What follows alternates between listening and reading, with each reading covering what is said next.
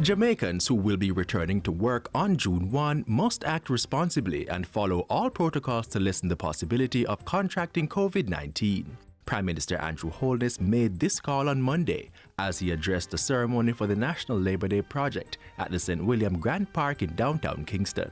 We have to survive the pandemic, but we also have to survive the recession. Two imperatives. We have to work, and we have to work safely. We must go back to securing our incomes. We now have a better understanding as to how the virus is transmitted. We know the measures that we have to take until we get a vaccine. Let us follow those measures faithfully. Let us be responsible. And together, we will overcome this pandemic stronger and better. He is encouraging companies who can to have their employees work from home where possible while returning their businesses to full capacity. To support the process, a multi-sector COVID economic recovery task force is working to establish relevant protocols to be followed for everyone to get back to work safely. The Prime Minister added that provisions under the Flexible Work Arrangements Miscellaneous Provisions Act should also be implemented. So we are putting in place all the measures, and with your cooperation, with your faithful keeping of the protocols, we will overcome this pandemic. We will recover our lost productivity, and we will be a stronger economy and society as a result. This year's National Labour Day was observed under the theme Labour at Home, Clean Up, Fix Up, Plant Up.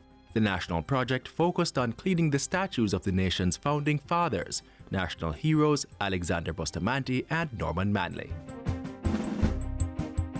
Also in our news this week, Jamaica's COVID-19 response efforts received a $1 million boost. At a virtual media event on Thursday, the United Nations country team in Jamaica announced that it had mobilized the funds to support two key areas of response. It includes an allocation of $400,000 to support the health sector in suppressing the transmission of COVID-19 while continuing basic health services. Another $600,000 is budgeted to enhance social protection mechanisms. These include the Program of Advancement through Health and Education PATH and other initiatives that support vulnerable groups such as women and children. The public health sector also received a supply of personal protective equipment (PPE) for frontline healthcare workers battling COVID-19. The donation from Food for the Poor Jamaica will go to facilities in the Southern Regional Health Authority. Food for the Poor has also supplied mattresses, critical care monitors, and patient care trolleys to the Bustamante Hospital for Children and the Spanish Town Hospital, among others. In other news, the Bank of Jamaica (BOJ) is reporting that its electronic FX trading platform will be ready for use soon. A pilot phase will be implemented on June 1. The platform is part of the central bank's ongoing reform of the foreign exchange FX market and will facilitate real-time electronic FX trading.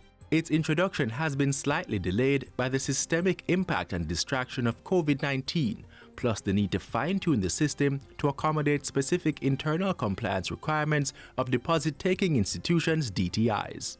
The central bank says the actual platform, including all authorized FX traders, will be introduced gradually in 3 phases following the pilot. Government is preparing special guidelines for shelters and emergency operations for the upcoming hurricane season, with considerations for concurrently managing the COVID-19 pandemic. Prime Minister Andrew Holness says the guidelines are being finalized by the Office of Disaster Preparedness and Emergency Management (OPM) and the Ministry of Health and Wellness. They will be provided to all relevant entities. He made the announcement on Wednesday during a virtual meeting of the National Disaster Risk Management Council, which he chairs. The Prime Minister says he has mandated that the re-inspection of shelters be accelerated by municipal corporations and other response actors at the local level, given the implications of a health crisis during the hurricane season.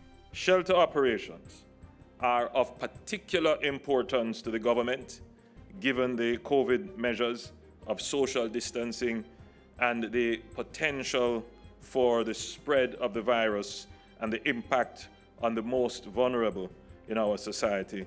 OPM, meanwhile, is ensuring that adequate relief resources are in place to respond to any eventuality, with arrangements being made to procure additional supplies.